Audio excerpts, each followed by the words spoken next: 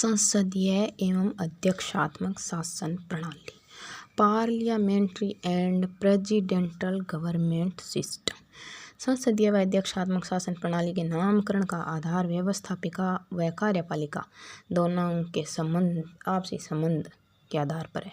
इन संबंधों के आधार पर शासन प्रणालियाँ दो प्रकार की है: संसदीय शासन प्रणाली और अध्यक्षात्मक शासन प्रणाली। संसदीय शासन प्रणाली में कार्यपालिका और व्यवस्थापिका घनिष्ठ रूप में संबंधित हुआ है। उदाहरण के लिए ब्रिटेन और कार्यपालिका विधायिका के प्रति उत्तरदायी है। अध्यक्षात्मक में शक्ति पृथक्करण को सिद्धांत हुआ है और विधायिका और कार्यपालिका एक दूसरे से स्वतंत्र हुआ है। उदाहरण के लिए USA। अब संसदीय शासन व्यवस्था को जनक ब्रिटेन है। भारत में, ऑस्ट्रेलिया में, न्यूजीलैंड में, कनाडा में, जापान में, जर्मनी में, इटली में, बांग्लादेश में और नया नेपाल में, पाकिस्तान में संसदीय शासन व्यवस्था है। बचा है अध्यक्षात्मक वो जनक है अमेरिका, ब्राज़ील में, अर्जेंटीना में, दक्षिणी अफ्रीका में, मेक्सिको में, फिलीपींस में, दक्षिण कोरिया में अध्यक्षात्मक शासन प्रणाली है। अब अर्ध अध्यक्षात्मक या अर्ध संसदात्मक शासन व्यवस्था। फ्रांस जनक है। फ्रांस में, श्रीलंका में, रूस में, ऑस्ट्रिया में, पुर्तगाल में, पोलैंड में, चेक गणराज्य और फिनलैंड में अर्ध अध्यक्षात्मक या अर्ध संसदात्मक है। अब है राष्ट्रीय सरकार। चर्चिल के समय 1940 में ब्रिटेन में बनी संसदीय शासन व्यवस्था, पार्लियामेंट्री सिस्टम। संसदीय शासन व्यवस्था का अन्य नाम वेस्टमिनिस्टर प्रणाली, ब्रिटिश शासन प्रणाली। मुनरो के शब्द में ब्रिटेन में संविधानों का जनक और ब्रिटिश संसदों की जननी है। मुनरो के शब्द में ब्रिटिश संविधानों का जनक और ब्रिटिश संसदों की जननी है। उत्तरदायी सरकार अन्य नाम कार्यपालिका व्यवस्थापिका। कार्यपालिका जब व्यवस्थापिका के प्रति उत्तरदायी वचन उत्तरदायी सरकार। उत्तरदायी शासन भी है। संसदीय शासन प्रणाली में कार्यपालिका अपने प्रत्येक कार्य के लिए व्यवस्थापिका के प्रति उत्तरदायी रहती है। उत्तरदायित्व नहीं निभाने की अवस्था में उसको हटाने का व्यवस्थापिका को अधिकार है। कार्टर व हर्ज के अनुसार संसदीय प्रणाली सरकार की कार्यपालिका व व्यवस्थापिका अंगों के अंतःपासन इंटरलॉकिंग पर आधारित है। कार्टर हर्ज संसदीय प्रणाली ने सरकार के कार्यपालिका और व्यवस्थापिका अंगों के अंतःपासन इंटरलॉकिंग पर आधारित बताइए। CF स्ट्रांग संसदीय कार्यपालिका प्रणाली का सार यह है कि अंतिम विश्लेषण में मंत्रिमंडल संसद की एक समिति है जिसमें लोकतंत्र की प्रगति के साथ साथ लोकसभा की समिति बन जाने की प्रवृत्ति है। अब अगलो कथन है कार्ल लोवेनस्टीन को सच्चा संसदवाद भंग करने की धुरी के इर्द गिर्द घूमता है। कार्ल लोवेनस्टीन का है सच्चो संवाद भंग करने की धुरी का इर्द गिर्द घूमा है। आइवर जेनिंग्स ने संसदीय शासन व्यवस्था को कैबिनेट सरकार कहा है क्योंकि इसमें मंत्रिमंडल महत्वपूर्ण होता है। उदाहरण के लिए भारत में प्रधानमंत्री डॉक्टर मनमोहन सिंह के टाइम में मंत्रिमंडल प्रभावी। परंपरागत रूप से संसदीय शासन व्यवस्था में कैबिनेट या मंत्रिमंडलीय शासन व्यवस्था के हो जावा है। कैबिनेट का सगड़ा मंत्री समान हुआ है, बस प्रधानमंत्री समाना में प्रथम हुआ है। डायसी के शब्द में यद्यपि सरकार को प्रत्येक कार्य सम्राट के नाम किया जाए परंतु ब्रिटेन की वास्तविक कार्यपालिका शक्ति कैबिनेट में ही नीत है। डायसी को कथन हो वास्तविक कार्यपालिका शक्ति कैबिनेट में नीत है। अब है रेमजे म्योर कैबिनेट राज्य के जहाज का परिचालक चक्र है। रेमजे म्योर कैबिनेट ने राज्य के जहाज को परिचालक चक्र की हुआ है। क्रॉसमैन ने संसदीय शासन व्यवस्था को प्रधानमंत्री शासन कहा है। संसदीय शासन व्यवस्था का राष्ट्रपतीयकरण क्योंकि नेतृत्व केंद्रित निर्वाचन प्रक्रिया। उदाहरण के लिए वर्तमान में नरेंद्र मोदी की सरकार। प्रधानमंत्री शासन संसदीय व्यवस्था के संदर्भ में इस शब्द का प्रयोग सबसे पहले ब्रिटिश सांसद रिचर्ड क्रॉसमैन ने 1963 में किया। संसदीय शासन व्यवस्था में प्रधानमंत्री बहुत कुछ नियंत्रित करता है ई खातर क्योंकि संसदीय शासन व्यवस्था में कठोर नियंत्रण में केंद्रित सत्ता को सिद्धांत principle of concerned authority under control अपनायो जावे। राजनीतिक व्यवस्था में शक्ति संकेंद्रित रहेवे, अर्थात शक्ति को केंद्र, संसद शक्ति को केंद्र हुआ, पर व्यवहार में संसद की शक्तियां को प्रयोग प्रधानमंत्री करे, बिंगो ही कठोर नियंत्रण हुआ दल गमा। लोस की संसदीय शासन व्यवस्था ने संसदीय सरकार की वह, लोस की संसदीय शासन व्यवस्था ने संसदीय सरकार की वह, जबकि आशय संसद अविश्वास प्रस्ताव से कार्यपालिका को हटा सकती है, एक खातर संसदीय सरकार है। संसदीय संप्रभुता के इससे यह आशय है कि संसद को किसी कानून के निर्माण, संशोधन, निरसन करने की अंतिम शक्ति प्राप्त होती है। संसदीय संप्रभुता ब्रिटिश संविधान का केंद्रीय विषय है। डाइसी को कथन है, वैधानिक दृष्टि से संसद की प्रभुसत्ता हमारी राजनीतिक व्यवस्था की प्रमुख विशेषता है। वैधानिक दृष्टि में देखा तो संसद की प्रभुसत्ता मतलब डाइसी का हमारी यानी ब्रिटेन की राजनीतिक व्यवस्था की प्रमुख विशेषता है। राजमुकुटधारी गणतंत्र, राजमुकुटधारी गणतंत्र की यह ओगो कथन है, ब्रिटिश शासन व्यवस्था को राजमुकुटधारी गणतंत्र क्रोवन रिपब्लिक कहा जाता है। सिडनी लॉ ने ब्रिटिश क्राउन को एक सुविधाजनक काम चलाऊ उपकल्पना कहा है। सिडनी लॉ ब्रिटेन के क्राउन ने सुविधाजनक काम चलाऊ उपकल्पना कहा है। लिटन स्ट्रेची को कहना है, ब्रिटिश संविधान संयोग और विवेक का शिशु है। British constitution is the child of wisdom and chance. अब आगे संसदीय शासन व्यवस्था की विशेषता और लाभ। नाम मात्र वास्तविक कार्यपालिका में अंतर है, अर्थात राज्याध्यक्ष प्रतीकात्मक अथवा नाम मात्र, राज्याध्यक्ष प्रतीकात्मक अथवा नाम मात्र को है। व्यवस्थापिका और कार्यपालिका में घनिष्ठ संबंध हुआ है। और कार्यपालिका विधायिका स्पष्ट स्थायी बहुमत प्राप्त करे। कार्यपालिका विधायिका के प्रति उत्तरदायी होने की वजह स्वेच्छाचारी कानून उसका प्रधानमंत्री को नेतृत्व महत्वपूर्ण है। अठ सामूहिक उत्तरदायित्व पर आधारित हुआ है। राजनीतिक सहजातीयता पाई जावे।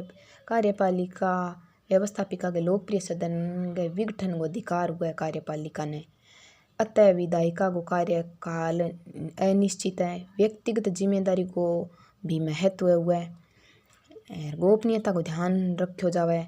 कार्यपालिका विधायिका के बहुमत के समर्थन में ही निर्मित होती है, अतः दोनों को गतिरोध पैदा नहीं हो सकता। अध्यक्षात्मक की तुलना में संसदीय शासन प्रणाली लचीली है। जहाँ धार्मिक, जातीय, क्षेत्रीय, भाषागत विविधता है, वहाँ अल्पसंख्यक वर्गों को कार्यपालिका में उचित प्रतिनिधित्व मिल जाता है, जो कि अध्यक्षीय शासन प्रणाली में नहीं मिलता है सामान्यतः।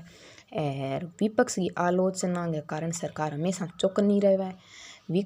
वैकल्पिक शासन गठन की संभावनाएं बनी रहती है। विरोधी दल की रचनात्मक भूमिका रहे है। इंग्लैंड का लोग निष्ठावान प्रतिपक्ष कहवाई ने, विपक्ष ने निष्ठावान प्रतिपक्ष। अब है संसदीय प्रणाली का दोष। सरकार, मंत्रिमंडल, कार्यपालिका की जिम्मेदारियां के सागे सागे विधायिका की जिम्मेदारी भी निभानी पड़े। इन वजह दोनों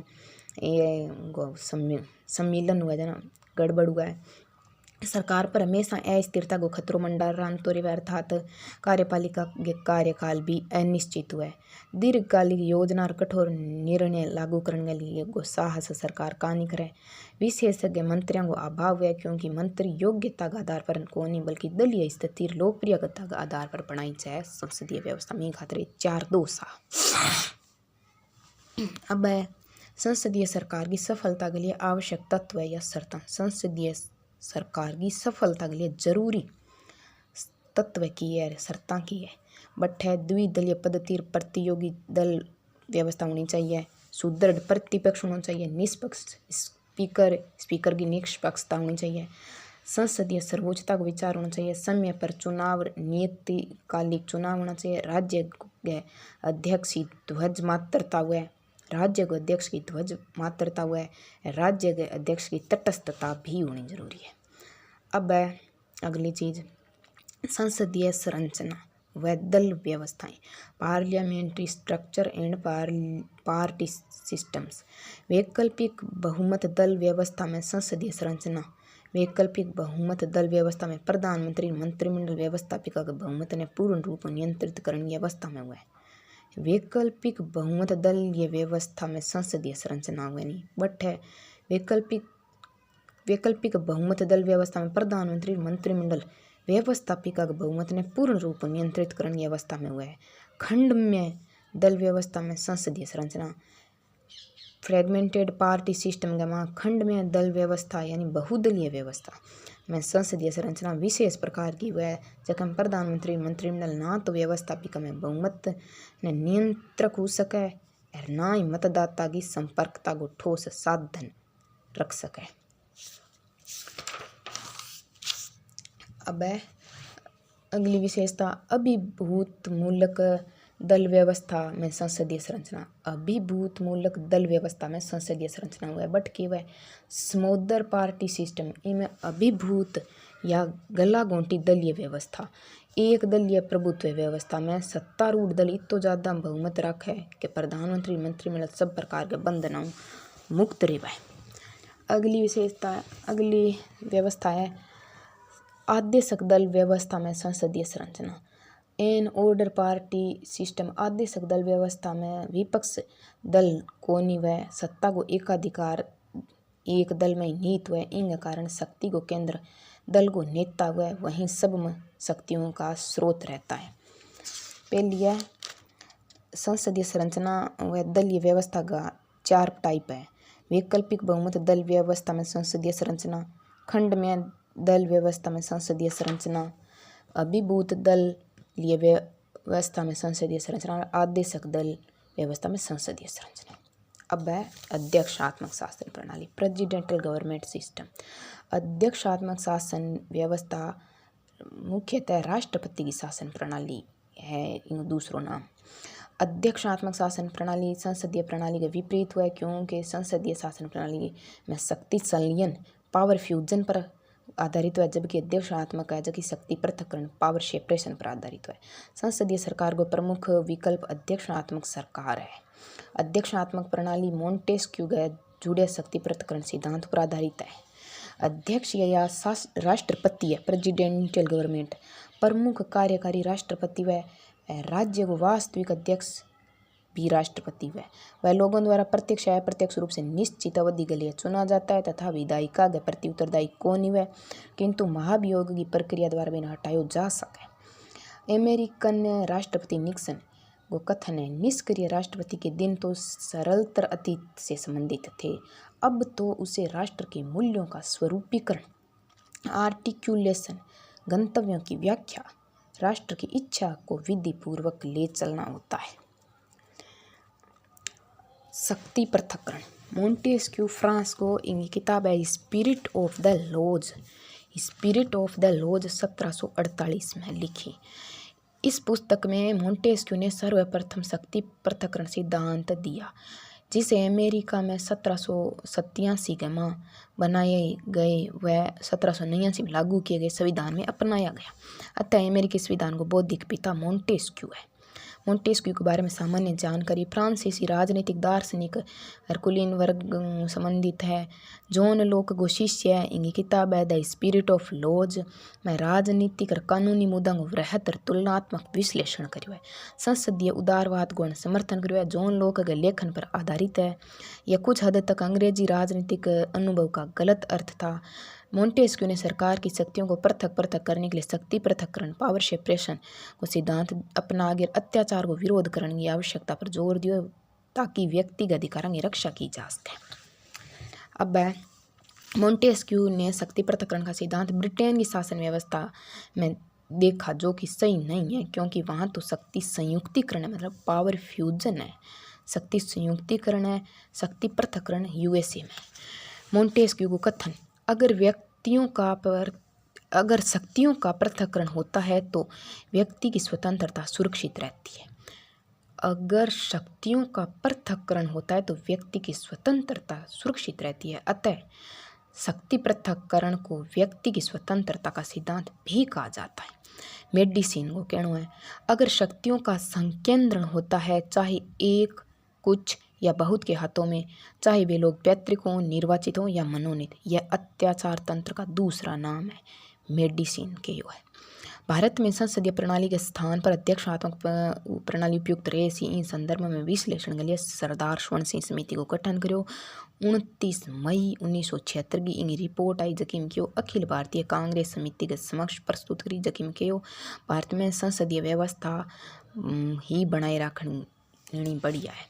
जेम्स मेडिसन कुणो तो इन बारे में सामान्य जानकारी। अमेरिकी राजनीतिक दार्शनिक जेम्स मेडिसन 1787 के संवैधानिक सम्मेलन फिलाडेल्फिया में वर्जीनिया प्रतिनिधियों। मेडिसन अमेरिकी राष्ट्रवाद को कट्टर समर्थक मेडिसन ने राष्ट्रपति जेफरसन के सचिव के रूप में काम किया और बाद में संयुक्त राज्य अमेरिका को चौथो राष्ट्रपति भी बन्यो। बहुलवाद प्लूरलिज्म और विभाजित सरकार डिवाइडेड गवर्नमेंट में एक प्रमुख समर्थक माने जावे। बहुलवाद और विभाजित सरकार को संघवाद द्विसदनीयवाद शक्ति पृथक्करण को अपनाने का आग्रह मेडिसन ने करियो। जब वे सरकार में थे तब राष्ट्रीय सरकार की शक्ति को मजबूत करने के लिए कार्य किया। अलेक्जेंडर हैमिल्टन और जॉन जे के साथ उन्होंने अपना प्रसिद्ध लेख लिखा द फेडरलिस्ट पेपर है मेडिसन को प्रसिद्ध लेख है। अब अगली हेडिंग है अनौपचारिक शक्ति पृथक्करण। इनके अनौपचारिक शक्ति पृथक्करण ऑरेंज लिव्स फर्ट की किताब है पार्लियामेंट्री वर्सेज प्रेसिडेंटल गवर्नमेंट 1992 में लिखी है। में संसदीय प्रणाली में नीति निर्माण को लेकर विपक्ष के अधिक प्रभाव को अनौपचारिक शक्ति पृथक्करण कहा है, informal separation of power. Arend Lijphart आपकी किताब पार्लियामेंट्री वर्सेज प्रेसिडेंटल गवर्नमेंट 1992 में संसदीय प्रणाली में नीति निर्माण ने लेकर विपक्ष का बहुत अधिक प्रभाव ने अनौपचारिक शक्ति पृथक्करण किया हुआ है। एकीकृत एवं विभाजित सरकार यूनाइफाइड एंड डिवाइडेड गवर्नमेंट यह स्वरूप अध्यक्षात्मक व्यवस्था में पाया जाता है। एकीकृत और विभाजित सरकार को एकीकृत सरकार यूनिफाइड गवर्नमेंट जब अमेरिकी कांग्रेस में बहुमत दल व राष्ट्रपति का दल समान हो जन तो एकीकृत हो जाए। एकीकृत सरकार अमेरिका के राष्ट्रपति कांग्रेस को दल समान हुआ जन एकीकृत सरकार है। विभाजित सरकार या डिवाइडेड गवर्नमेंट जबकि टाइम कांग्रेस में बहुमत दल और राष्ट्रपति को दल अलग अलग हुआ जन भी ने विभाजित सरकार बोला। जी हाँ, उदाहरण के लिए कांग्रेस में डेमोक्रेटिक और राष्ट्रपति रिपब्लिक को हुआ जन विभाजित सरकार हो जाए। सिमोन बोलीवर ने लैटिन अमेरिकी राष्ट्रपतियों के लिए राष्ट्रपति के नाम के साथ निर्वाचित राजा शब्द का प्रयोग किया है। इलेक्टेड किंग के वह लैटिन अमेरिका के राष्ट्रपति ने सिमोन बोलीवर। अध्यक्षात्मक शासन प्रणाली की मुख्य विशेषता इसमें शक्तियों के पृथक्करण में नियंत्रण एवं संतुलन के सिद्धांत को अपनाया जाता है। वर्निंग कथन अध्यक्षात्मक प्रणाली की एक विशेषता है कि इसमें शक्तियों का कोई निश्चित केंद्र नहीं होता। रॉबर्ट सी बोन को कथन है वर्निंग कथन है अध्यक्षात्मक प्रणाली की यह विशेषता है कि इसमें शक्ति का कोई निश्चित केंद्र नहीं होता। अध्यक्षात्मक शक्ति को कोई निश्चित केंद्र कौन है वर्निंग है। रॉबर्ट सी बोन ने अध्यक्षात्मक व्यवस्था का शुद्ध प्रतिमान अव्यवहारिक मानना है। शुद्ध प्रतिमान अव्यवहारिक मानना है रॉबर्ट सी बोन। यही कारण है कि अमेरिकी संविधान निर्माताओं ने शक्तियों के पृथक्करण के साथ ही नियंत्रण व संतुलन का सिद्धांत भी अपनाया है।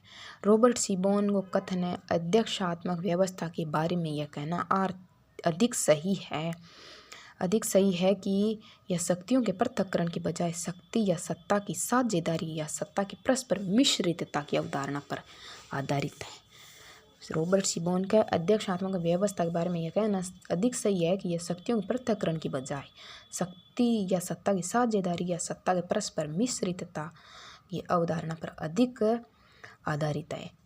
दूसरी विशेषता इसमें राष्ट्राध्यक्ष ही राज्य व सरकार दोनों का वास्तविक प्रधान हुआ है। राष्ट्राध्यक्ष शासन और राष्ट्र दोनों को अध्यक्ष हुआ है। इसमें मंत्रिमंडल या शासन को विधायिका के नियंत्रण से मुक्ति प्राप्त रहती है। इसमें योग्यता व कुशलता को पूरा महत्व मिलता है। इसमें प्रशासन में कुशलता आती है। अध्यक्षात्मक में कार्यपालिका को कार्यकाल निश्चित हुआ है, अतः सरकार स्थायी सरकार की स्थापना हुआ है। चूँकि कार्यपालिका विधायिका अलग हुआ है, अतः इनको पूर्व ध्यान प्रशासनिक कामों पर हुआ है। कार्यपालिका में नीतिगत एकता पाई जावे है। संकट काल के लिए अध्यक्षात्मक ज़्यादा उपयुक्त है। दलबंदी को अभाव पायो जावे और निरंकुशता को अभाव हुआ है। प्रशासन में कुशलता आवे और योग्य व्यक्तियों की सरकार बने। अध्यक्षात्मक में नागरिकों की स्वतंत्रता और अधिकारों की रक्षा हुआ है और यह बहुदलीय प्रणाली के लिए उपयुक्त व्यवस्था है। अब है अध्यक्षात्मक व्यवस्था का दोष। जुआन जोस लिंज ने अध्यक्षात्मक व्यवस्था की आलोचना करते हुए लिखा है कि दोहरी लोकतांत्रिक वैधता मतदाताओं को भ्रमित करती है और जवाबदेही से रोकती है। जुआन जोस लिंज अध्यक्षात्मक व्यवस्था ने दोहरी लोकतांत्रिक वैधता बतावे। यदि कार्यपालिका और विधायिका दोनों में अलग अलग दल प्रभाव में हों तो विधायिका कार्यपालिका में कई बार गतिरोध पैदा हो जाता है। पहला दोष, कार्यकाल की निश्चितता के कारण जनमत के प्रति लापरवाही हुआ है। जन समर्थन शून्य हो जाने पर बीच में कार्यपालिका को हटाना संभव नहीं होता। जन समर्थन भी ना हुए, शून्य हुए तो भी कार्यपालिका ने हटाई कान सके। महत्वपूर्ण निर्णय एक ही व्यक्ति के हाथ में होते हैं, जिसमें चूक होने का खामियाजा पूरे देश को भुगतना पड़ता है। राष्ट्रपति साधारणतः बहुसंख्यक वर्ग के बनते हैं। अल्पसंख्यकों के हितों के लिए असुरक्षा को खतरा है। अब है संस्थात्मक और अध्यक्षात्मक शासन व्यवस्था में अंतर। संस्थात्मक व्यवस्था कार्यपालिका दो भागों में विभक्त हुआ है। प्रथम नाम मात्र की, दूसरी वास्तविक। संवैधानिक प्रधान केवल समान को पद हुआ है। रबर स्टाम्प तुल्य हुआ है। ब्रिटेन और जापान में राजा राजतंत्र है। कनाडा ऑस्ट्रेलिया में गवर्नर जनरल है और भारत में राष्ट्रपति है। जको राष्ट्राध्यक्ष समान को पद है। में ब्रिटेन जापान में राजा राजतंत्र राजा है। कनाडा और ऑस्ट्रेलिया में गवर्नर जनरल है और भारत में राष्ट्रपति है। बेज होट दो नए नाम देता है। प्रतिष्ठित डिग्निफाइड राष्ट्रपति और कार्यक्षम एफिशिएंट प्रधानमंत्री। जको राष्ट्राध्यक्ष है बिन बेज होट प्रतिष्ठित डिग्निफाइड कहवाए और जको शासन को अध्यक्ष है बिन कार्यक्षम एफिशिएंट कहवाए। एफिशिएंट हुआ प्रधानमंत्री। वास्तविक कार्यपालिका शक्ति प्रधानमंत्री के पास होती है। भारत, ब्रिटेन, जापान में प्रधानमंत्री और जर्मनी में चांसलर का है। अब अध्यक्षात्मक में इस व्यवस्था में राष्ट्रपति ही राष्ट्र व सरकार दोनों को वास्तविक प्रधान हुआ है। सम्मान और शक्ति दोनों के संदर्भ में राष्ट्रपति सर्वस्व हुआ है। अध्यक्षात्मक शासन व्यवस्था नाम मात्र और वास्तविक कार्यपालिका को अंतर अटकोन पायो जावे। दोनों को प्रधान एक ही हुआ है। दोनों एक व्यक्ति में समाहित हुआ है। दूसरी विशेषता संस्थात्मक में राष्ट्राध्यक्ष हेड ऑफ द स्टेट व शासनाध्यक्ष हेड ऑफ द गवर्नमेंट अलग अलग हुआ है। राज्य का अध्यक्ष राष्ट्रपति, सरकार का अध्यक्ष प्रधानमंत्री हुआ है। अध्यक्षात्मक में राष्ट्रपति शासनाध्यक्ष भी हुआ है और राष्ट्राध्यक्ष भी हुआ है। राष्ट्रपति ने निर्वाचित राजा सिमोन बोलीवर लैटिन अमेरिका गए राष्ट्रपतियों के संदर्भ में किया हुआ। सिमोन बोलीवर निर्वाचित राजा की हुआ राष्ट्रपति ने। अब तीसरी विशेषता संस्थात्मक की विधायिका व कार्यपालिका दोनों का ही कार्यकाल अनिश्चित होता है। विधायिका कार्यपालिका को अविश्वास प्रस्ताव से हटा सकती है और कार्यपालिका राष्ट्राध्यक्ष से कहकर विधायिका यानी निम्न सदन को भंग कर सकती है। टाइप की है अध्यक्षात्मक में निश्चित कार्यकाल हुआ है और कार्यपालिका और व्यवस्थापिका दोनों का कार्यकाल निश्चित हुआ है। चौथी विशेषता संस्थात्मक में संबंध हुआ। कार्यपालिका और विधायिका में घनिष्ठ संबंध हुआ। कार्यपालिका सदस्य है जगह मंत्री, विधायिका का सदस्य भी जगह सांसद हुआ। बे हुआ मंत्री सदन में बोल सके, मतदान कर सके। बिंग जगह अध्यक्षात्मक में शक्ति पृथक्करण विधायिका और कार्यपालिका एक दूसरे में स्वतंत्र हुआ है। मंत्री कांग्रेस का सदस्य कौन हुआ है और कांग्रेस का सदस्य मंत्री कौन बन सका है। मंत्री प्रतिनिधि सभा व सीनेट में बोल नहीं सकते और ना ही वोटिंग कर सकते हैं। पांचवी विशेषता संस्थात्मक में कार्यपालिका व्यवस्थापिका के प्रति उत्तरदायी हुआ है और अध्यक्षात्मक में कार्यपालिका व्यवस्थापिका के प्रति उत्तरदायी कहानी हुआ है। संस्थात्मक में राजनीति सहजात या बहुमत दल को शासन हुआ है। और अध्यक्षात्मक में सहजातीयता का आमतौर पर अभाव पाया जाता है। संसदात्मक में सातवीं विशेषता शक्ति संलयन यानी पावर फ्यूजन, शक्ति संयुक्तिकरण मतलब एक जगह संबंधित है पर आधारित है। कार्यपालिका व्यवस्थापिका पर छा सकती है अर्थात हावी हो सकती है। बींगी जगह अध्यक्षात्मक में व्यवस्था में मंत्रियों के स्थान पर विभागीय सचिव हुआ जगह राष्ट्रपति ही सर्वसर्वा हुआ है। इस संदर्भ में लिंकन को कहते हैं एक की हाँ सब की हाँ, एक की ना सब की ना। किचन कैबिनेट को अस्तित्व है। अध्यक्षात्मक में राष्ट्रपति कुछ मंत्रियों की सलाह मान के फैसला ले ले। आठवीं विशेषता संसदात्मक में मंत्रिमंडल को महत्व ज़्यादा हुआ है और अध्यक्षात्मक में मंत्रिमंडल को महत्व कम हुआ है। क्यों? कैबिनेट मस्तिष्कों का न्यास होता है। कैबिनेट का सदस्य योग्यता के आधार पर बने। संसदात्मक में मंत्रिमंडल को महत्व है तो वह जगह मंत्री अब योग्यता के बजाय दलीय स्थिति ज़्यादा बने। मंत्री एक साथ एक धारणा मंत्री एक साथ तैरते हैं एक साथ ही डूबते हैं, अतः यह सामूहिक उत्तरदायित्व के सिद्धांत पर कार्य करे। संसदात्मक नवीं विशेषता मंत्रियों का चयन राजनीतिक आधार पर हुआ है। जिस दल की सरकार है बी दल कोई मंत्री हुई। अध्यक्षात्मक में राष्ट्रपति महत्वपूर्ण हुआ है। एक व्यक्ति की कार्यपालिका ही वह जिसको राष्ट्रपति चाहे भी न चुने। 10वीं विशेषता प्रधानमंत्री की भूमिका महत्वपूर्ण हुआ है। संसदात्मक में अध्यक्षात्मक है राष्ट्रपति मंत्री जगह राष्ट्रपति के प्रति उत्तरदायी हुआ है। 11वीं विशेषता संसदात्मक में मंत्री विधायिका के प्रति उत्तरदायी हुआ है। अध्यक्षात्मक में यह मंत्री जगह अध्यक्षात्मक यह शासन व्यवस्था संकट काल के लिए ज़्यादा उपयुक्त है। 12वीं संसदात्मक में शांति काल के लिए ज़्यादा उपयुक्त है और जबकि अध्यक्षात्मक व संकट काल के लिए ज़्यादा उपयुक्त है। राष्ट्रपति संसदात्मक में राष्ट्रपति संसद का अंग हुआ है अर्थात संसद का निर्माण लोकसभा राज्यसभा राष्ट्रपति मिल गया हुआ है और संसदात्मक में राष्ट्रपति संसद को अंग को नहीं हुआ है। अध्यक्षात्मक में गणतंत्रात्मक व्यवस्था में राष्ट्राध्यक्ष अर्थात राष्ट्रपति संसद द्वारा निर्वाचित होता है और राजतंत्रात्मक व्यवस्था में राजा अर्थात राष्ट्राध्यक्ष पैतृक हुआ है। ब्रिटेन और जापान में संसदीय व्यवस्था में राजतंत्र और लोकतंत्र को अनोखा मिश्रण संभव है। जबकि अध्यक्षात्मक में राष्ट्रपति जनता द्वारा निर्वाचित हुआ यानी निर्वाचन मंडल द्वारा निर्वाचित हुआ और गणतंत्रात्मक व्यवस्था ही संभव है। अब संसदात्मक में अगली विशेषता यह व्यवस्था लचीली होती है क्योंकि इसमें कार्यपालिका को हटाना संभव है। जबकि अध्यक्षात्मक में कम लचीली है क्योंकि महाभियोग द्वारा राष्ट्रपति ने हटाया जावा है जगह में 2/3 बहुमत पारित होना जरूरी है।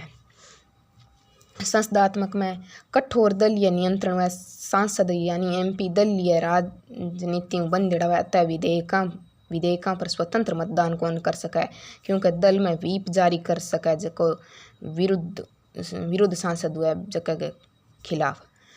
बिंग विपरीत अध्यक्षात्मक में स्वतंत्र मतदान हुआ है क्योंकि दलीय नियंत्रण कम हुआ है अतः दलीय नियंत्रण कमजोर हुआ है लेकिन अध्यक्षात्मक में लॉन्ग रोलिंग पाई जावा है। अब है संसदात्मक में अगली विपक्ष महत्वपूर्ण भूमिका निभावा है और अध्यक्षात्मक में एक व्यक्ति राष्ट्रपति की तानाशाही की संभावना ज़्यादा है। संसदात्मक में उत्तरदायित्व निश्चित हुआ है। अध्यक्षात्मक में विपक्ष की महत्वपूर्ण भूमिका का निभावा है। अब संसदात्मक में कार्यपालिका की निरंकुशता पर रोक लगाई जा सके मतलब लग सका है लेकिन अध्यक्षात्मक में उत्तरदायित्व की अनिश्चितता होने वजह शक्ति पृथक्करण लागू रहा है और विपक्ष की भूमिका का नहीं हुआ है ज़्यादा जना निरंकुश होने की संभावना ज़्यादा है। कार्यपालिका की भी निरंकुशता को भैरी हुआ है और संसदात्मक में सरकार की अनिश्चितता देखी जा सका है लेकिन अध्यक्षात्मक में सरकार स्थिर हुआ है। संसदात्मक में वैकल्पिक सरकार बनाने की व्यवस्था हुआ है लेकिन अध्यक्षात्मक में वैकल्पिक सरकार बनाने की व्यवस्था का नहीं है। संसदात्मक में व्यक्तिगत उत्तरदायित्व और सामूहिक उत्तरदायित्व दोनों मिश्रण है, लेकिन अध्यक्षात्मक में सिर्फ व्यक्तिगत उत्तरदायित्व ही संभव है। संसदात्मक में उग्र राजनीतिक गुट दलबंदी व दल बदल की संभावना रहे, लेकिन अध्यक्षात्मक में ना तो उग्र दलबंदी व ना ही दल बदल की व्यवस्था संभव है। संसदात्मक में जनता राजनीतिक रूप में शिक्षित हुआ, जबकि अध्यक्षात्मक में तुलनात्मक रूप में जनता कम शिक्षित हुआ है। संसदात्मक में छाया मंत्रिमंडल शेडो कैबिनेट पाई जावे, जबकि में महामहिम विपक्ष जगह महामहिम का विपक्ष भी कहा जाता है। और अगली विशेषता है संसदात्मक दलीय तानाशाही की आशंका रहे, बहुमत दल की सरकार बनने का ज़्यादा चांस रहे है। 27वीं विशेषता है यह गोपनीयता पर आधारित होती है। संसदात्मक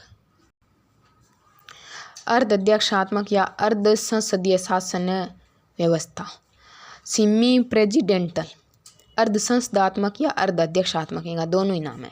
फ्रांस की शासन व्यवस्था सामान्यतः अर्ध अध्यक्षात्मक और अर्ध संसदात्मक है। बिना अर्ध अध्यक्षात्मक भी केस कर, अर्ध संसदात्मक भी केस कर। अर्ध अध्यक्षात्मक शब्द को प्रथम बार प्रयोग ह्यूबर्ट वेब मेरी पत्रकारों करो और इन प्रसिद्धि 1978 में फ्रांसीसी विद्वान मोरिस डुवर्जर के द्वारा दी गई। मोरिस डुवर्जर अर्ध अध्यक्षात्मक शासन के लिए सरकारी द्वैधता गवर्नमेंट डायरेक्सी शब्दावली को प्रयोग करेगा। गवर्नमेंटल डायरेक्सी सरकारी द्वैधता। मोरिस डुवर्जर है जगह अर्ध अध्यक्षात्मक शासन ने 3 प्रकार में विभाजित करा है। नाम मात्र की प्रेसिडेंसी, जियाँ ऑस्ट्रेलिया आइसलैंड आयरलैंड में नाम मात्र की प्रेसिडेंसी। दूसरी सर्वशक्तिशाली प्रेसिडेंसी ऑल पावरफुल प्रेसिडेंसी, जियाँ फ्रांस में। और तीसरी है संतुलित प्रेसिडेंसी एवं सरकार बैलेंस्ड प्रेसिडेंसी गवर्नमेंट, जैसे जर्मनी का वाइमर गणराज्य, फिनलैंड और पुर्तगाल। मोरिस डुवर्जर अर्ध अध्यक्षात्मक शासन के लिए सरकारी द्वैधता शब्दावली को प्रयोग करके 3 प्रकार में विभाजित करा। नाम मात्र की प्रेसिडेंसी, फ्यूगरेट्स्ड प्रेसिडेंसी, सर्वशक्तिशाली प्रेसिडेंसी, ऑल पावर प्रेसिडेंसी या संतुलित प्रेसिडेंसी एवं सरकार बैलेंस्ड प्रेसिडेंसी गवर्नमेंट। राज्य तथा साथ ही शासन के अध्यक्ष राष्ट्रपति की दृढ़ तथा वास्तव में अभेद्य स्थिति की अपेक्षा प्रधानमंत्री और उसकी मंत्रिमंडल की दुर्बल स्थिति को ध्यान में रखते हुए शासन का अर्ध राष्ट्रपति नमूना कहा जाता है, अपनाया जावे जकन। जोसेफ लोपोलम्बरा फ्रांस की व्यवस्था ने अर्ध अध्यक्षात्मक व्यवस्था क्वासी प्रेसिडेंटल सिस्टम की अर्ध अध्यक्षात्मक शासन व्यवस्था को प्रणेता फ्रांस है।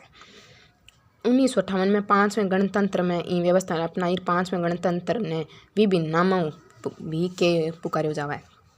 टेलर मेड संविधान, संकट काल को शिशु, चार्ल्स द गोल को संविधान और संसदीय व अध्यक्षीय प्रणाली को मिश्रण भी कहवाए। इस व्यवस्था में व्यवस्था यानी ऑर्डर, स्थायित्व और उत्तरदायित्व को मिश्रण पायो जावा है। फ्रांस को 1958 को संविधान ब्रिटेन में संविधान से कहीं अधिक चिली का संविधान ज़्यादा प्रभावित है। अर्ध अध्यक्षात्मक वाला देश है फ्रांस, रूस, श्रीलंका, पोलैंड, चेक गणराज्य, पुर्तगाल और फिनलैंड। अर्ध अध्यक्षात्मक व्यवस्था फ्रांस में, रूस में, श्रीलंका में, पोलैंड में, चेक गणराज्य में, पुर्तगाल में और फिनलैंड में। फ्रांस उच्च अध्यक्षात्मक राज्य हाइपर प्रेसिडेंटल स्टेट है। फ्रांस में यह हाइब्रिड यानी अर्ध अध्यक्षात्मक प्रणाली सेमी प्रेसिडेंटल सिस्टम 5वें गणतंत्र के दौरान स्थापित हुई दोहरी कार्य प्रणाली है, जगह में एक अलग निर्वाचित राष्ट्रपति, एक प्रधानमंत्री और कैबिनेट के साथ मिलकर काम करे। यह सभी नेशनल असेंबली फ्रांस की संसद के प्रति उत्तरदायी है। राष्ट्रपति, प्रधानमंत्री की कैबिनेट तीनों है जगह नेशनल असेंबली के प्रति उत्तरदायी है। फिनलैंड में भी फ्रांस की तरह अर्ध अध्यक्षात्मक प्रणाली है द्वारा संचालन हुआ है। राष्ट्रपति मुख्य रूप में विदेशी मामला को संबंध रखा है और घरेलू जिम्मेदारियां बैठकी कैबिनेट देखा है फिनलैंड में। हाल ही के दशक में अर्ध अध्यक्षात्मक प्रणाली आम होगी, विशेष रूप विशेष रूपों उत्तर साम्यवादी राज्यांग लिए आन देशों में संतुलित अर्ध अध्यक्षात्मक प्रणाली अपनाई जावे जबकि संसद राष्ट्रपति पर प्रभावी दबाव डाले। विषम अर्ध अध्यक्षात्मक प्रणाली एसिमेट्रियल सेमी प्रेसिडेंटल में संसद में स्वतंत्रता को अभाव व राष्ट्रपति के द्वारा वह नियंत्रित व रूस में यह असंतुलन इतना अधिक है कि वहाँ इस व्यवस्था को उच्च अध्यक्षात्मक व्यवस्था सुपर प्रेसिडेंटियलिज्म के नाम जानी जावे। रूस की जबकि अर्ध अध्यक्षात्मक प्रणाली है वह विषम अर्ध अध्यक्षात्मक है। इन वजहों बिना उच्च अध्यक्षात्मक व्यवस्था सुपर प्रेसिडेंटियलिज्म नाम भी है।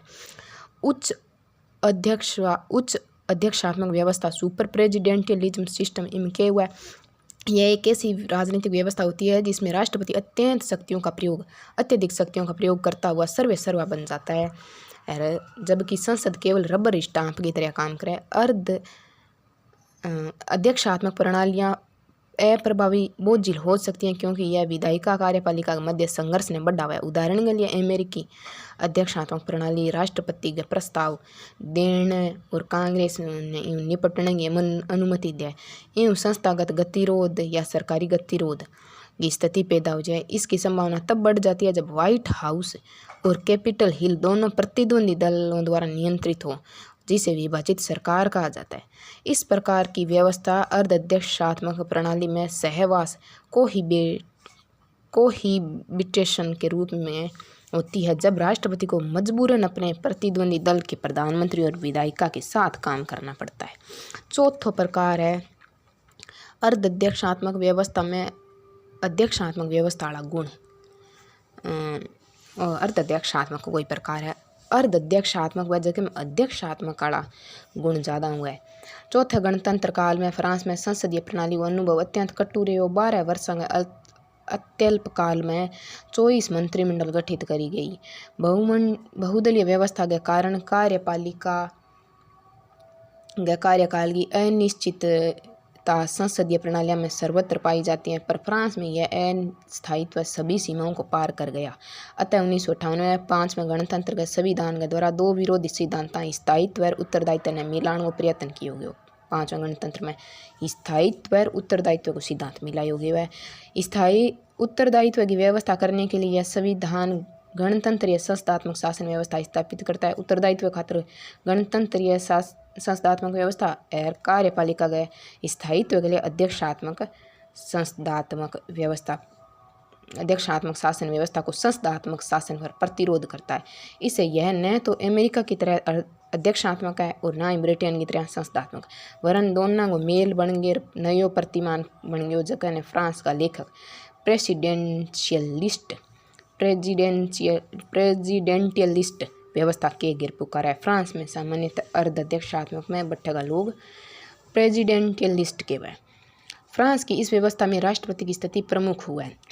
वह प्रधानमंत्री और मंत्रिमंडल में सर्वोच्च ही नहीं होता, वरन राष्ट्रीय सभा का जीवन भी उसके हाथों में रहता है। संवैधानिक व्यवस्था में राष्ट्रपति राष्ट्रीय सभा को स्वयं के विवेक से भंग करने का अधिकार रखता है। स्वयं के विवेक को भंग भी कर सके राष्ट्रीय सभा ने। फ्रांस में राष्ट्रपति वह विधेयकों को व्यवस्थापिका के संभावित विरोध से बचाने के लिए लोक निर्णय यानी रेफरेंडम कराने को अधिकार हुआ। फ्रांस के संविधान के अनुच्छेद 16 में राष्ट्रपति को विशेष संकटकालीन अधिकार प्रदान है, जो उसे वास्तविक कार्यपालक बनाता है। वह किसी भी व्यक्ति को प्रधानमंत्री बना सकता है तथा मंत्रिमंडल को स्वयं अध्यक्षता करता है। कोई भी मंत्री प्रधानमंत्री मनोनीत करी जाए, जब कोई व्यक्ति प्रधानमंत्री बना दे और मंत्रिमंडल की अध्यक्षता फ्रांस को राष्ट्रपति खुद करे। फ्रांस की अर्ध अध्यक्षात्मक व्यवस्था की सामान्य संरचना मतदाता चुने व्यवस्थापिका ने राष्ट्रपति दोनों ने बिंग बाद में राष्ट्रपति मनोनीत करे, प्रधानमंत्री चयन करे, मंत्रिमंडल को मंत्रिमंडल प्रशासन करे, मंत्रालय विभागों को राष्ट्रपति है जो अध्यक्षता करे मंत्रिमंडल की, और मंत्रिमंडल है जो प्रशासन करे संसद और मंत्रालय दोनों को व्यवस्थापिका जुड़े हुए। मंत्रालय वह विभागांगों प्रशासन करे मंत्रिमंडल। फ्रांस का संविधान एक और कार्यपालिका को संसद के प्रति उत्तरदायी बनाकर संस्थात्मक प्रणाली का ढांचा खड़ा करता है तथा दूसरी ओर अनेक उपबंधों की रचना करके कार्यपालिका को संसद से उन्मुक्त करके शक्तिशाली बनता है। अतः लोपोलम्ब्रा ठीक ही कहता है कि संविधान को जानबूझकर व्यवस्थापिका को कमजोर और कार्यपालिका को शक्तिशाली बनाने का प्रयत्न करता है। लोपोलम्ब्रा क्यों है? फ्रांस को जो संविधान है वो जानबूझकर व्यवस्थापिका ने कमजोर बनावा है और कार्यपालिका ने शक्तिशाली बनावा है। यदि व्यवस्थापिका मंत्रिपरिषद के विरुद्ध अविश्वास प्रस्ताव पारित कर दे तो भी मंत्रिमंडल चल सकता है, क्योंकि उसका अंतिम उत्तरदायित्व राष्ट्रपति के प्रति है, व्यवस्थापिका के प्रति कौन ही वह अंतिम उत्तरदायित्व है। राष्ट्र या सभा के सदस्य आय या खर्चा को कम करके अब उसमें वृद्धि करने के लिए संशोधन प्रस्ताव नहीं रख सकते। ऐसे धन विधेयक केवल मंत्रिमंडल ही प्रस्तुत कर सकता है। मंत्रिमंडल चाहे तो पिंडीय मत ब्लॉक्ड वोट के राष्ट्रीय सभा को बाध्य कर सकता है। पिंडीय मत ब्लॉक्ड वोट का आशय जैसा प्रस्ताव मंत्रिमंडल ने रखा उससे बिना किसी संशोधन के पूरे को ही मत के लिए रखना। इतना ही नहीं, अगर 70 दिन में बजट पारित नहीं किया जाता है तो मंत्रिमंडल उसे अध्यादेश से पारित कर लेता है। राष्ट्रपति का पलड़ा भारी होता है फ्रांस में। क्यों? राष्ट्रपति मतलब सामान्यतः अर्धअध्यक्षात्मक में पलड़ा भारी होता है, जनता द्वारा प्रत्यक्ष निर्वाचित होता है। फ्रांस का राष्ट्रपति भी 2 टोपी पहने रहता है, एक तो राष्ट्राध्यक्ष की और दूसरी शासनाध्यक्ष की। राष्ट्रपति का चुनाव निश्चित अवधि हेतु जनता द्वारा प्रत्यक्ष चुनाव द्वारा होता है, वह जनता के प्रति उत्तरदायी होता है। राष्ट्रपति को महाभियोग द्वारा हटाया जा सकता है। फ्रांस में कैबिनेट की बैठक की अध्यक्षता प्रधानमंत्री नहीं वरन राष्ट्रपति करता है। प्रथम सदन यानी नेशनल असेंबली में बहुमत प्राप्त दल के नेता को राष्ट्रपति प्रधानमंत्री नियुक्त करता है तथा प्रधानमंत्री की सिफारिश पर अन्य मंत्रियों की नियुक्ति कराए। फ्रांस को प्रधानमंत्री की नियुक्ति संसद ने भंग करनो फ्रांस के प्रधानमंत्री की नियुक्ति संसद ने भंग करनो, संवैधानिक परिषद को गठन करनो, देश में आपातकाल की घोषणा करनी राष्ट्रपति का विवेक का अधिकार है, विवेक पर आधारित है। प्रधानमंत्री की नियुक्ति और संसद ने भंग करनो, संवैधानिक परिषद को गठन और आपातकाल की घोषणा, ये विवेकाधिकार है। इस संदर्भ में उसे मंत्रिमंडल की सिफारिश की आवश्यकता नहीं होती। फ्रांस में संविधान की व्याख्या को अधिकार राष्ट्रपति का है। राष्ट्रपति संविधान को संरक्षक हुआ है। कार्यपालिका न्यायपालिका कानूनी व संविधान की संरक्षक राष्ट्रपति वह। फ्रांस में न्यायिक पुनरावलोकन की कोई व्यवस्था का नहीं। अब दूसरी अर्धअध्यक्षात्मक व्यवस्था में संसदीय व्यवस्था वाला गुण, इन पहला पढ़ा अध्यक्षीय वाला गुण और अब है अर्धअध्यक्षात्मक में संसदीय वाला गुण। प्रधानमंत्री के संदर्भ में प्रधानमंत्री फ्रांस के लिए क्या हो जाए कि यहाँ प्रधानमंत्री तो है पर अत्यंत कमज़ोर।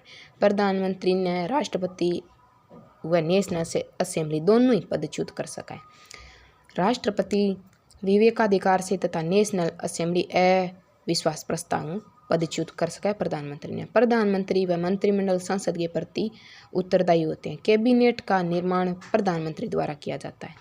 मंत्रिपरिषद प्रधानमंत्री की सिफारिश पर राष्ट्रपति नियुक्त करता है। मंत्री राष्ट्रपति के प्रसाद पर्यंत रहते हैं। राष्ट्रपति प्रधानमंत्री की सिफारिश पर कैबिनेट की नियुक्ति करता है। कैबिनेट राष्ट्रपति व संसद दोनों के प्रति उत्तरदायी होता है। राष्ट्रपति संसद व कैबिनेट दोनों को भंग कर सकता है। राष्ट्रपति मंत्रिपरिषद या संसद के दोनों सदनों के संयुक्त प्रस्ताव द्वारा किसी विधेयक को सीधे जनमत संग्रह के लिए भेज सकता है। वास्तविकता यह है कि मंत्री राष्ट्रपति के लिपक होते हैं तथा प्रधानमंत्री प्रधान लिपक हुआ है। बस इतो ही है, मतलब फ्रांस के लिपक मात्र की भूमिका निभावे मंत्री और प्रधानमंत्री प्रधान लिपक की। अब है छोटे सो का राष्ट्रीय सरकार के हुआ है।